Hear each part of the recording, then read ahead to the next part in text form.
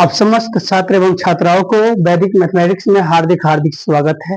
प्यारे बच्चों, आज मैं आप लोग के बीच त्रिकोणमिति के पार्ट 3 लेकर उपस्थित हुआ हूँ। इससे पहले मैं पार्ट 2 में पाइथागोरस प्रमेय से संबंधित और समकोण त्रिभुज से संबंधित कुछ बातों को बताया, और आज मैं समकोण त्रिभुज से संबंधित जो भी बातें हैं आप लोगों को बताऊंगा। इससे पहले मैं जानकारी दे दूं, यह क्लास 10th, 11th और 12th के लिए महत्वपूर्ण है, क्योंकि बेसिक लेवल से हम त्रिकोणमिति को स्टार्ट किए हैं और अपर लेवल मतलब higher 10th level 12th level तक इसको हम त्रिकोणमिति को लेकर चलेंगे।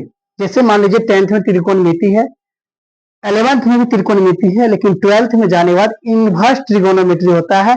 अगर एक तरफ से देखा जाए तो 12th का जो भी चैप्टर है, प्रत्येक चैप्टर में ट्रिगोनोमेट्री का उपयोग है। इसलिए प्यारे बच्चों, त्रिकोणमिति की जो शुरुआत 10th से होता है उसे ढंग से करना है। चलते हैं समकोण त्रिभुज। तो हमने इससे पहले क्लास में समकोण त्रिभुज तक जानकारी दिया था, इंफॉर्मेशन दिया था।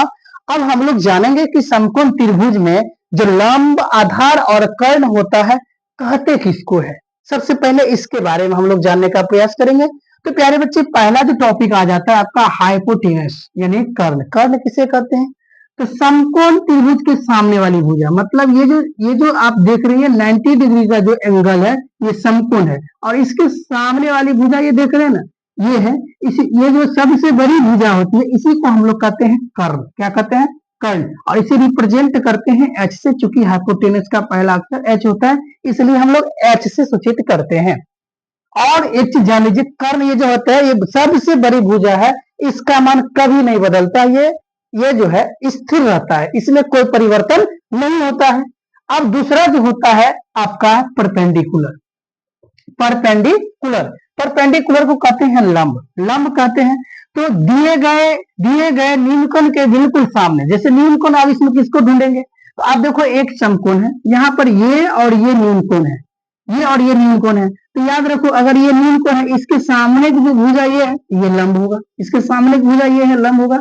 और ये भी न्यूनकोण है, अगर इसके अकॉर्डिंग, इस कोण के अकॉर्डिंग चलेंगे तो इसके सामने की भुजा है, ये लंब हो जाएगा, तब ये आधार हो जाएगा। क्योंकि कर्ण बदलता नहीं है, जब भी बदलेगा लंब आधार बदलेगा और आधार लंब बदलेगा, अकॉर्डिंग टू एंगल, यानी कोण के अनुसार, या अकॉर्डिंग टू एंगल, कोण के अनुसार या कोण के पोजीशन के अकॉर्डिंग।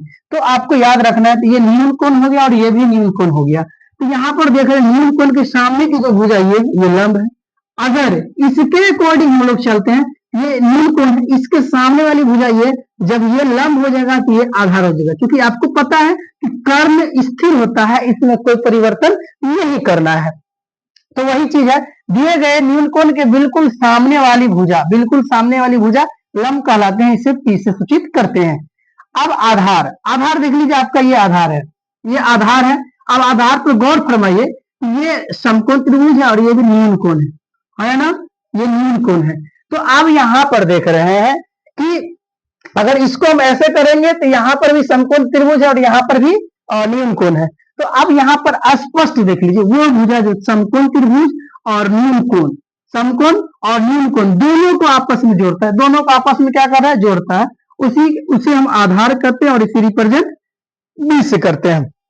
अब देख लेते हैं कुछ जानकारी, इंफॉर्मेशन। क्या है वो इंफॉर्मेशन? इंफॉर्मेशन आपका है नोट। इस नोट पर फोकस करना है, बहुत इंपॉर्टेंट चीज है। क्या है इंपॉर्टेंट चीज?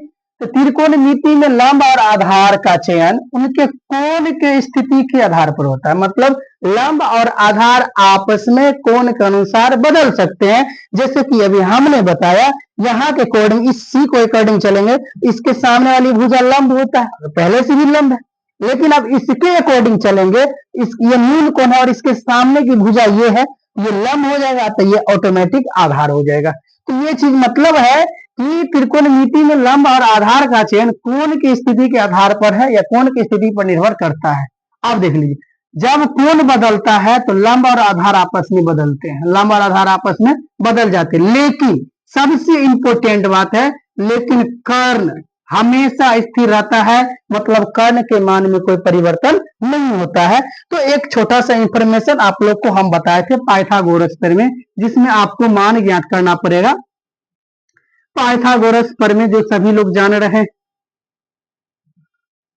पाइथागोरस फॉर्मूले आप लोग को बताए थे, एच स्क्वायर बराबर होता है P square plus B square. अब यहाँ से प्रश्न होता है कि सर एच स्क्वायर बराबर P square plus B square होता है, तो हमें पी की मान निकालना रहेगा, बी के मान निकालना रहेगा, तब कैसे निकालेंगे? तो आप देख लीजिए, एच स्क्वायर बराबर P square plus B square होगा। अगर हम इसी को स्क्वायर हटा देंगे तो ये एच बराबर क्या मिलेगा हमें? P square plus B square, root under हो जाएगा, ये हो गया। अगर हमें मान लीजिए, अगर हमें पी की मान निकालना है, किसकी मान निकालना है? पी की मान निकालना है, पी का स्क्वायर। मान लो ये एच स्क्वायर है, ये बी इधर प्लस में, उधर जाएगा तो माइनस में, तो ये होगा H square minus B square हो जाएगा।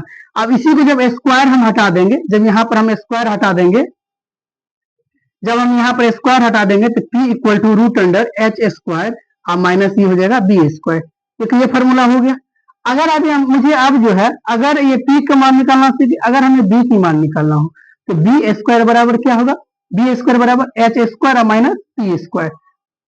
अगर इसी को हम स्क्वायर हटा देते हैं तो ये बी बराबर आपको मिल जाएगा root under H square minus P square. तो प्यारे बच्चों, सबसे बड़ी चीज है ये तीन फार्मूला पाइथागोरस में। पाइथागोरस की ये formula H square equal to P square plus B square, और ये P square equal to H square minus B square, और B square equal to H square minus P square. मतलब ये तीन चीज अगर आपके माइंड में सेट है तो त्रिकोणमिति का प्रत्येक स्थिति को आप आसानी से समझ सकते हैं। तो प्यारे बच्चों, आज की क्लास में हमने आप लोग के बीच शेयर किया समकोण त्रिभुज से संबंधित, जो समकोण त्रिभुज के जो भुजा की नाम है लंब, कर्ण और आधार, इसके बारे में जानकारी दिया।